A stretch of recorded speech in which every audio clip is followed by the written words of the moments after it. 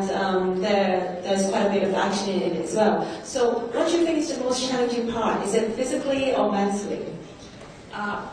In this case, both, because he described the box, which was a 9-foot by 9-foot platform with LED lights and a contraption that enclosed you from the waist down as it turns you, and then you had to start where Alfonso or the technical guys told you to start your hands, turn your head, and by the end at 30% movement lined up here, while pretending like everything that's going on in your head is new, and you see a piece of George maybe floating by, and a piece of Earth, so you had to create an inner life that just didn't exist, and all I had was Alfonso in my head, or music, so physically and mentally it was the craziest, most bizarre, challenging thing, but you find what you're made of, you figure it out, because if you don't do it, you've destroyed a beautiful story created by Jonas and Alfonso, and you dig deep, you figure it out, but you're hanging from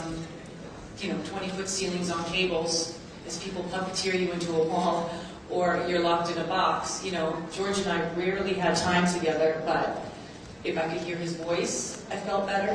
If I could see a piece of his body, I felt better. I was so grateful for any kind of human contact, even if it was just someone's breath. You realized how we take that for granted. So it was challenging, but it was amazing. It was an amazing physical and emotional experience.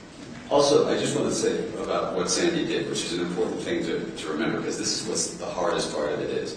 You have to move slow. It's much slower than you would normally move. Everything has to go like this. And yes, there are all these marks you have to hit, but you have to speak fast. So it's the trickiest thing you've ever done, because you're talking like this normally, and you're having this normal. And I would watch her, I'd be sitting out there watching her, and she'd be blasting. In the first couple of rehearsals, she would be moving, you start moving normally, because we do, and then you watch her evolve this performance into speaking fast and moving slow. And I got to this shoot late. I got that they'd been shooting for a few weeks, and I walked in and I was like, I can't do this. You guys are nuts.